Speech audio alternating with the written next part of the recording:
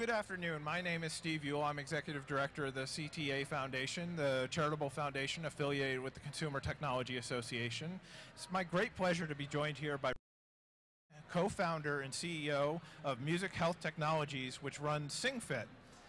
And they have an incredible application that I've had the opportunity to see at a variety of different conferences and other activities that, bumped into at CES last year and other activities. So it just has such power to see what music can do for people with dementia or Alzheimer's. So I wanted to bring you up here and talk a little bit about what you're doing with SingFit these days. Sure, thanks. So essentially what we've done at SingFit is we've taken an established music therapy technique called lyric coaching or lyric prompting. And it's the same technique that Gabriella Gifford's music therapist used with her one-on-one to help restore her speech after traumatic brain injury. And the challenge is that there's only 6,000 music therapists in the country, so only a very limited amount of people are able to receive this kind of musical care. So my background is technology. My business partner's background is he's a clinical music therapist for the past 15 years. So we came together and digitized that same technique that Gabriella Gifford's music therapists use. And then we take it and that ability to help people sing and point it at different kinds of healthcare challenges. And as you mentioned, the first one that we chose was dementia and healthy aging, and what singing can do for the brain as it declines or as we age. Is singing is a whole brain workout. It releases dopamine and serotonin and oxytocin, all those kinds of things that we try to cram into antidepressants and anti-anxiety drugs happens naturally when you sing. So we use the app and best practices for music therapy, and we go in and we actually train the activities directors and the associates at senior living communities on how to use it, give them programming, and then let them actually engage seniors on a regular basis, even those with dementia, in this singing activity to improve their health and wellness. So it even works for someone who can't sing like me? You know what the great thing about it is? It doesn't matter how well you sing, it just matters that you sing. So off-key, not off-key doesn't seem to matter. Okay, there's hope for me then. There's total hope for you. So talk to me a consumer. Are you going through other facilities, or how are you working with to get the product out there? So we started by going business to business by actually selling into senior living communities. Some of our customers include Aegis Senior Living, 5-Star, Eschaton, Front Porch. So the senior living market in general has been very receptive to the product, and we're really using that as a launch pad to go direct to consumer. So in 2016, we were creating a caregiving app that's going to be for individual caregivers who are, who have a lot of challenges. I mean, caregiving, especially for dementia, is an incredibly difficult task, and there aren't a lot of really useful for them. And so this tool will put the power of music into the hand of an individual caregiver. So it's a little hard to do without some of the amazing videos, and I'll put a plug in for the videos that you have online, but can you explain the process of, if you're in one of these facilities that has SingFit, if I'm an older adult who's going to participate in the program, what is my experience? Yeah. Do I have the app in front of me, or? So we have a few different products that are in long-term care, but one of the ones that you're talking about is our SingFit Prime program. And in that, so the person with dementia never touches the technology. They never know that they're using an app.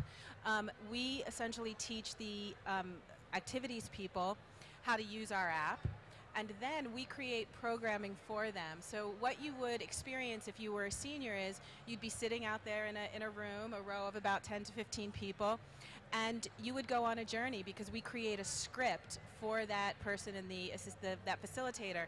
And they might start out in San Francisco singing I Left My Heart in San Francisco with Tony Bennett, get a little bit of trivia about, in San Francisco they use cable cars, and we use that to really jog the semantic memory. And then you would, the song I Left My Heart in San Francisco, but with our prompter, so it doesn't matter if you can't remember the words or you can't read the words. The prompting system allows you to have this fully immersive singing experience where you can look the person next to you in the eye, you can move yourself and never miss a beat of the song. And then our next song, we might go to, New Orleans and sing When the Saints Go Marching In and talk about Satchmo. And at the end of the journey, we end in New York, New York. you know, singing with Frank Sinatra and talking about the Statue of Liberty. So it's a little bit, if people know Zumba and Zumba Gold and those sorts of activities, group activities for seniors, we work on that same model. So it's almost like a workout for your mind through singing. Now, talk to me a little bit about, you've obviously come to CES a couple years now. How important is it for technology and the aging community to come together and work together? It's incredibly important, and I think that, you know, now as the baby boomers age, we're seeing more technology created specifically for seniors, and people are seeing that there's more of an opportunity there. And I think the great thing about Consumer Electronics Show, and I was up at the Digital Health Summit here, and one of the things that's getting talked about a lot, which is incredibly heartening, is that individual technologies are great, but it's the ecosystem of the technologies, how those technologies together, that's really the key. And that's what I think is so important about somewhere like the Consumer Electronics Show and Digital Health Summit and the foundation is, you know, we have a good program, right? We're really proud of it, but it's not the only thing that's needed in aging and caregiving. So how do our singing solutions hook up with home monitoring and the ability to say, you know what, we're noticing that mom isn't getting up and around as much because we're monitoring that.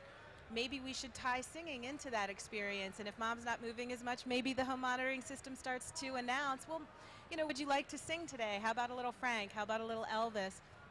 And hooking those things together, I think, is important. So understanding that ecosystem is key. Tell me a story about someone who's been impacted by the SingFit program. Well, you know, there's so many stories, and I come from a pure technology background. I've never worked in healthcare before, so the kind of stories that we get are incredible. One of my favorite organizations that we is a day program in Oxnard called Oxnard Family Circle, and they service low-income veterans, a lot of them, who have dementia. And one of the stories that we got out of there was somebody who had to get like 5 on-demand anti-anxiety drugs, prescriptions a day. So they would get so agitated that they would have to get anti-anxiety drugs throughout the day. And they started the SingFit program, and that dropped to about a couple a week. So they were able to, without drugs, without side effects, without the sort of, you know, problems that can come with drugs, actually get this person in a social state and enjoying their life again. So to me, that's the goal everywhere. That's great. If people want to learn more about what you're doing, where should they go? They should go to singfit.com, or they can follow us on Twitter at musicalhealtht. Great. Well, thank you, Rachel, for being here. If people are interested in learning more about the CTA Foundation, they can go to ctafoundation.tech. And I want to thank you again for joining us. Thank you. Thank you.